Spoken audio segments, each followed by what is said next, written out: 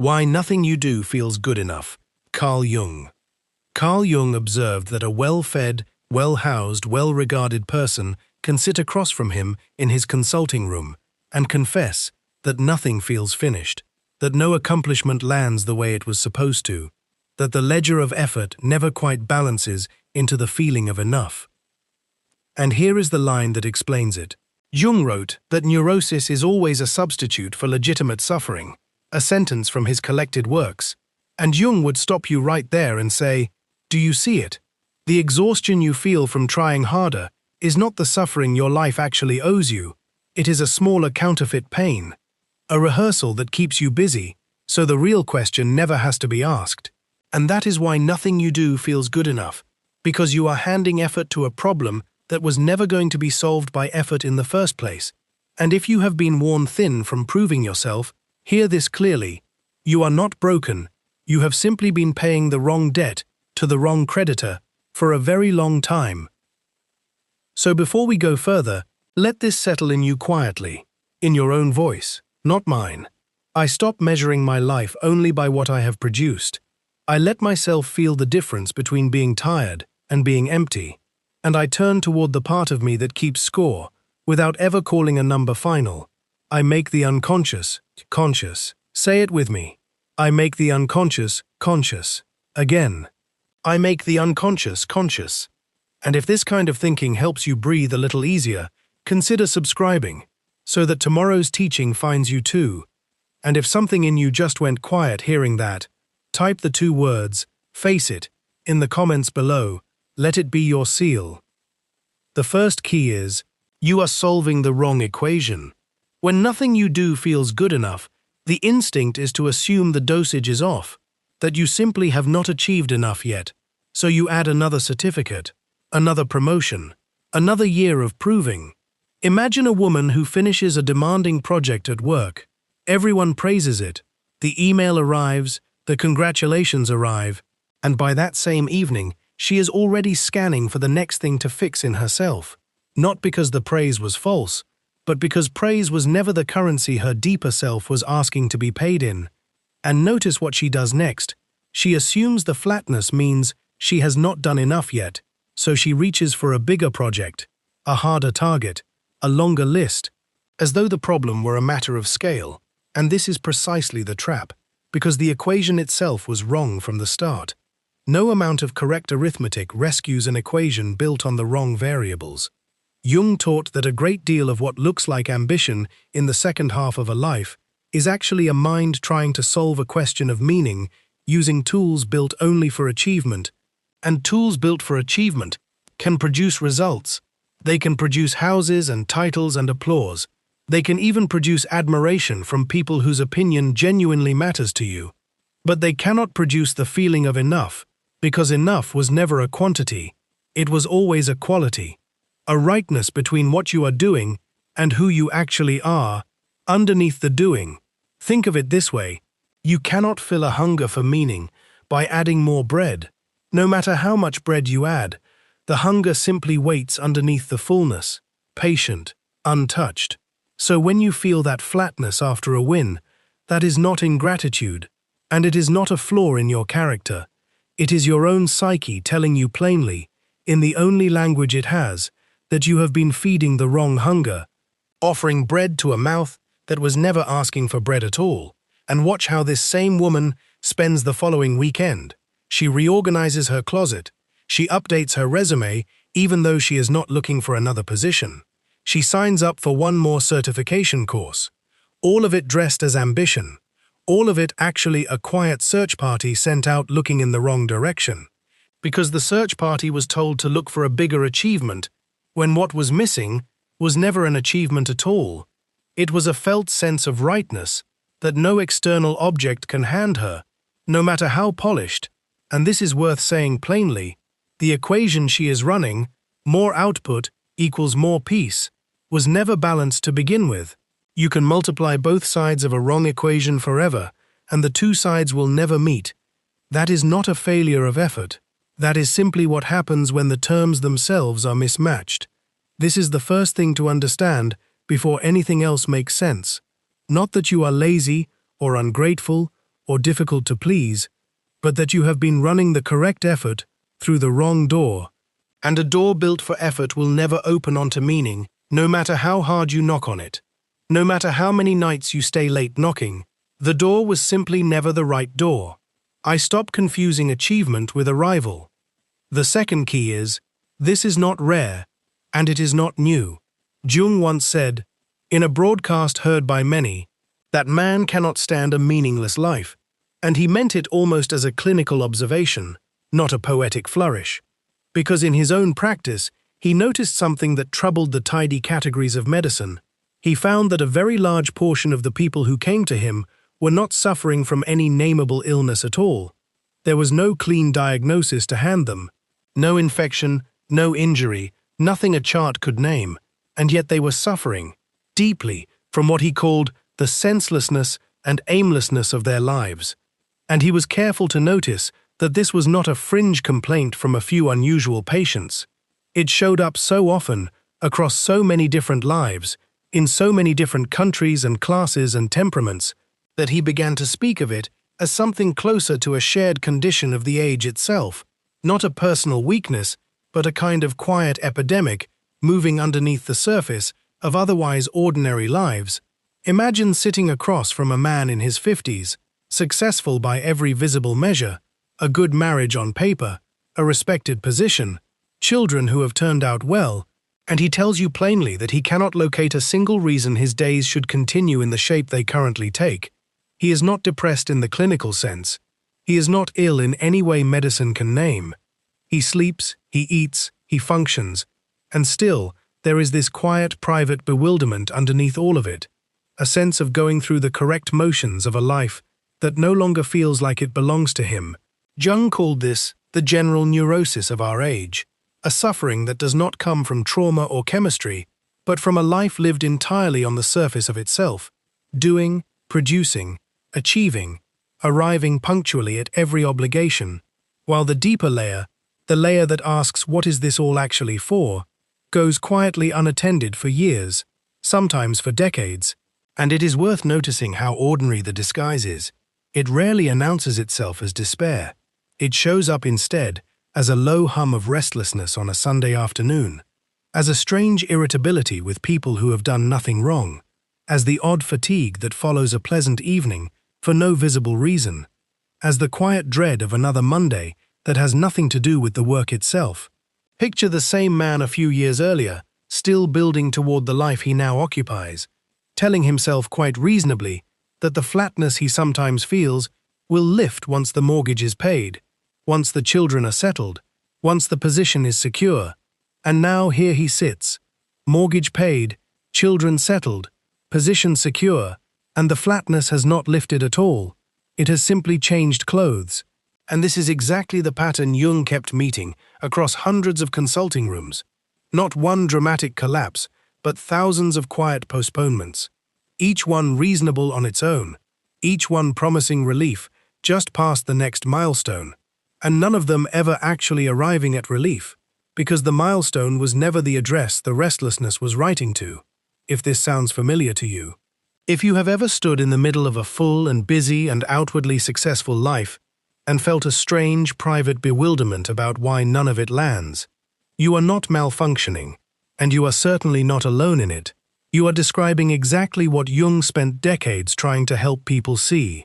That meaninglessness is not a mood.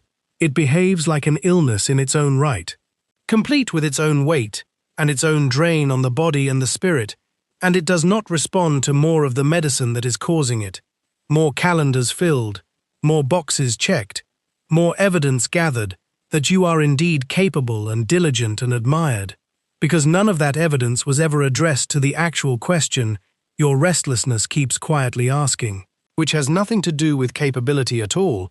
I stop mistaking a full calendar for a full life. The third key is, and this is where it gets uncomfortable, because Jung drew a hard line between two kinds of pain. There is legitimate suffering, the real cost of facing your actual life, your actual limitations, your actual unanswered questions, and there is the substitute suffering of neurosis, the busy, exhausting pain of running very fast in place.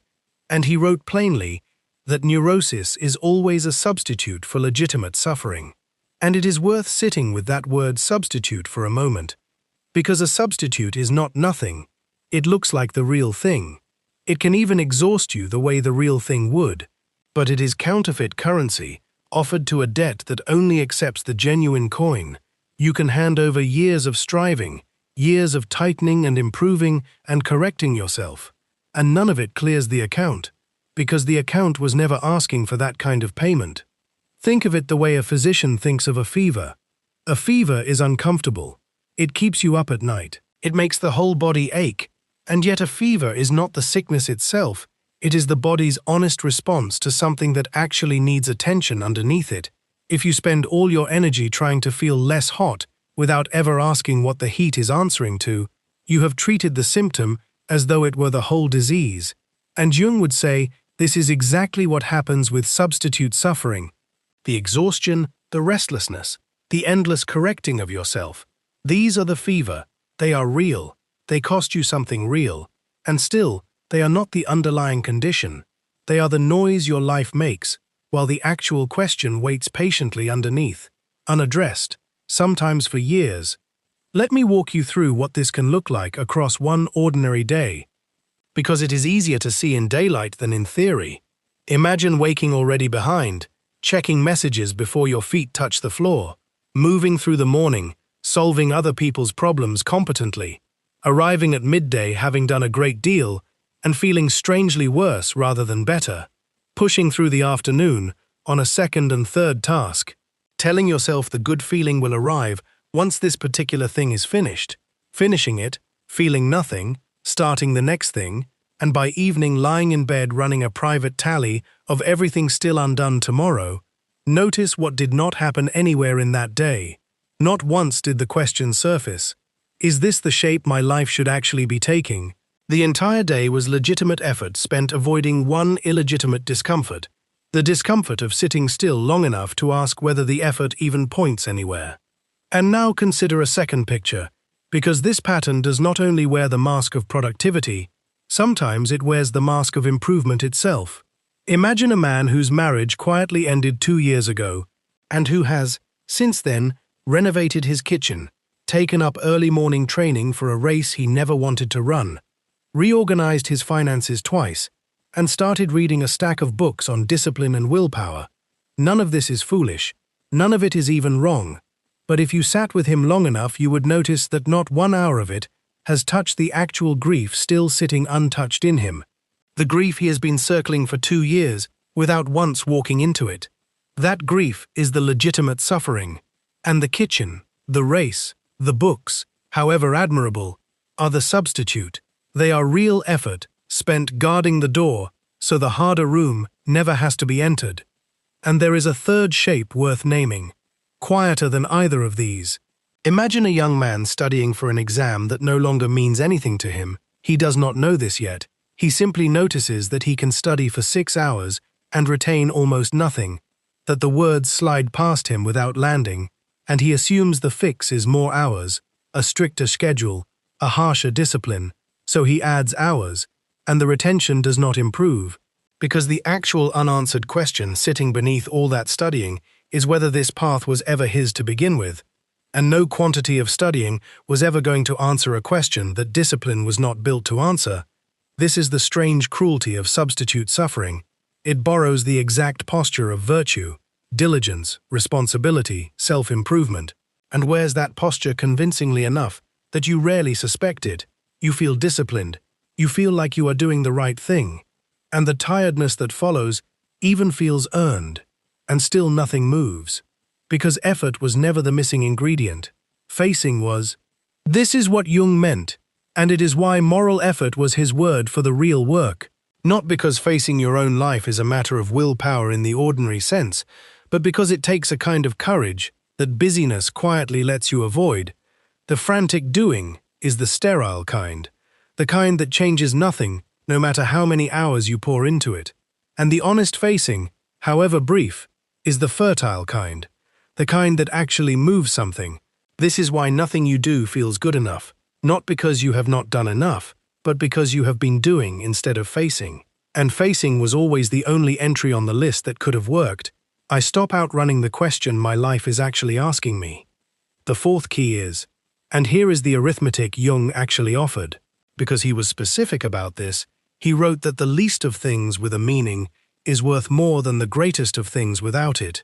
Read that again slowly, because it quietly ends the whole exhausting project of trying to outproduce the emptiness.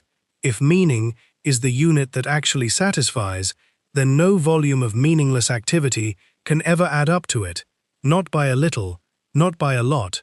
A small ordinary act, done with real presence and real connection to what you value, outweighs an entire mountain of impressive activity done on autopilot. And notice how strange this actually is when you say it plainly. We are trained from very early on to believe in addition, that 10 small good things must equal one big good thing, that enough effort stacked high enough eventually becomes enough meaning. Jung's arithmetic denies this completely. Meaning does not stack, it does not accumulate through volume. A single true hour can outweigh an entire month of hollow motion, and 1,000 hollow hours added together still equal exactly nothing. Imagine a woman who spends an entire Saturday finishing an ambitious project and feels nothing when it is done. The report is polished, the inbox congratulates her, and by evening she is oddly deflated. And imagine that same woman spending 20 unremarkable minutes actually listening, fully, without her phone in her hand, to someone she loves describe a small worry, and feeling more settled from those 20 minutes than from the whole Saturday. That is not sentimentality. That is the exact mathematics Jung was describing. Quantity of output was never the currency. Quality of meaning was always the currency. And once you see that clearly, the endless chase for more becomes visibly futile. You cannot out-earn emptiness. You cannot outproduce it. You cannot achieve your way past a hunger that was never for achievement in the first place. Think of it as two separate ledgers kept side by side. One ledger records hours spent, tasks closed, boxes checked, and it can grow enormous, thick, impressive to anyone glancing at it from outside. The other ledger records something entirely different. Moments where you were actually present to what you were doing, actually connected to why it mattered. And this second ledger often stays thin, no matter how full the first one grows, because presence is rarer than motion, and it is only ever the second ledger that pays out the feeling you have been chasing. This is why a person can retire with every box checked and still feel strangely unpaid. The first ledger was settled in full, the second was left almost empty the entire time. So pause for a moment and pick one real hour from this past week, one single hour, and ask honestly, was there more meaning in that hour than in the 10 hours around it that felt busier, more urgent, more praised? That single honest comparison will tell you more than any performance review ever has, because it will show you exactly which ledger you have been feeding and which one has been quietly starving. I stop counting quantity where only quality was ever going to answer. And if this is the first time you have heard someone explain your exhaustion this plainly, stay close, because the next key goes to the root of it. Subscribe if you want tomorrow's teaching to find you the same way this one did. The fifth key is the one that turns this whole thing back toward you personally. So let us take it in pieces, because it deserves the room first. Consider the mask you wear into your days, the competent one, the reliable one, the one who handles things. Jung called this the persona, the face negotiated with the world. And it is not a lie exactly. Every one of us needs a working face for the office and the family gathering and the public street. But trouble begins the moment you forget it is a face at all and start believing it is the whole of you. Imagine a woman named in your own mind however you like, who is known at work as the one who never drops the ball. She is praised in meetings. She is trusted with the difficult client. She is the name people say when they need something handled quietly and well. And every single one of those compliments is sincere, and every single one of them still lands on the wrong address, because they are being paid to the reliable one, the mask. And the actual woman underneath, the one who wonders privately whether any of it matters, receives nothing in the transaction. She goes home and cannot explain to her own husband why a genuinely good day left her hollow, And the honest answer is that the day was excellent for the mask and empty for her. This is one quiet reason nothing feels good enough. The compliments are real, but they are being cached by a character you are performing, and a character cannot feel satisfaction on your behalf, no matter how well it performs. No matter how well it performs, the ledger simply never reaches you. Second, consider what has gone unlived underneath all that performing. Jung noticed that whatever we fail to live consciously does not simply vanish, it waits.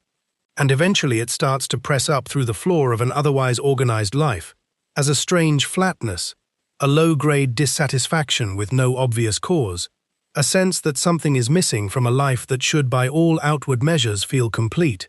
Imagine a man who spent his 20s and 30s building a solid, respectable, entirely reasonable career, doing everything correctly, choosing the safe promotion over the uncertain calling, choosing the steady partner over the unsettling one, choosing quiet over risk at every single fork, and who now in his 40s finds himself irritable and restless for no reason he can name, snapping at small things, staring at the ceiling at 3 in the morning with no complaint he could actually name if you asked him. What he built was not wrong, none of the individual choices were mistakes, but somewhere along the way, an entire dimension of himself, curiosity, risk, feeling, was quietly shelved in favor of the responsible choice, again and again and again. And Jung would say that unlived dimension does not simply give up and go away. It becomes a kind of debt. And the interest on that debt is exactly the flatness we are describing, the sense that nothing lands, because the part of you capable of feeling that something lands was the very part that got shelved years ago. And here is what makes it so easy to miss. The shelving never announced itself. No single day felt like a betrayal. It was 1,000 small, reasonable postponements. And only now, decades later, does the total sum arrive at once, quietly, as a Tuesday evening that feels like nothing at all. Third, and this is the harder truth, the ego cannot actually judge on its own whether a life has meaning.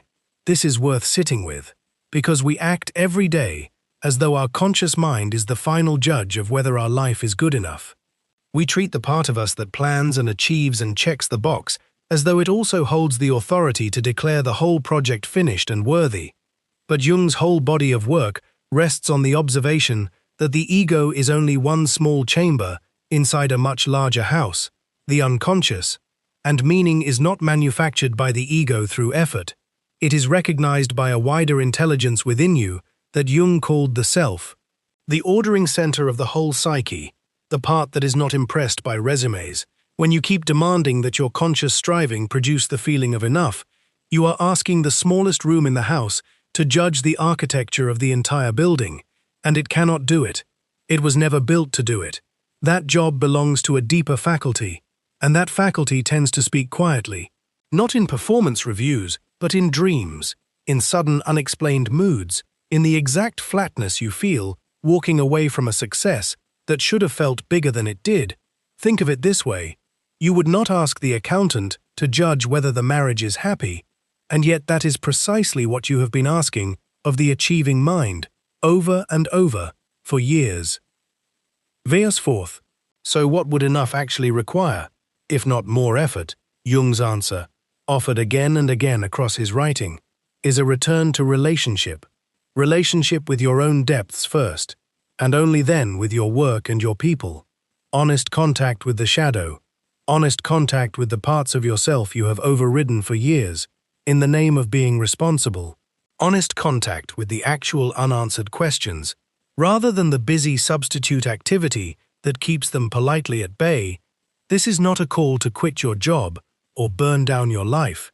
It is a call to stop asking your achievements to do a job they were never built to do, which is to make you feel like a whole person. Only a real relationship with your own inner life can do that. And that relationship begins the moment you stop treating flatness as a problem to outwork and start treating it as a message worth actually reading. Fifth, notice too how this pattern hides in plain sight, because a persona this well built rarely feels like a costume from the inside. It feels like simply who you are, The woman who handles things does not experience her competence as a mask. She experiences it as her identity, which is exactly why the flatness confuses her so completely. She is not lying about who she is. She has simply mistaken one true and useful part of herself for the entire self. And the unlived man does not experience his caution as a shelving, he experiences it as maturity. So the correction is not to accuse yourself of dishonesty, it is only to widen the frame, gently, and ask what else might be living quietly underneath the reliable answer you have given for years. So here is the turn. This was never really about the successful stranger in Jung's consulting room. It was about the version of you that finished something significant this year and felt strangely little afterward. That version of you is not failing. That version of you is finally close enough to the truth to feel how far the persona's rewards fall short of what you actually need, and close enough to hear the quiet knocking of everything you postponed. I stop asking my achievements to love me back. The sixth key is gentler than it sounds, because this is not a call to abandon your ambitions or your responsibilities. It is not a call to quit the job or dismantle the life you have spent years assembling. It is something far quieter than a reversal. It is simply this: before you add the next achievement to the pile, ask what small, ordinary, unremarkable moment already carries meaning for you right now, today, this week, and give that moment your full attention rather than the leftover attention it usually receives after everything else has been fed first. Imagine a man who runs a small business, who closes his laptop most nights somewhere near midnight, who has trained himself for years to measure the day only by what got crossed off the list. One evening, almost by accident, he sits on the back step for 10 minutes before going inside.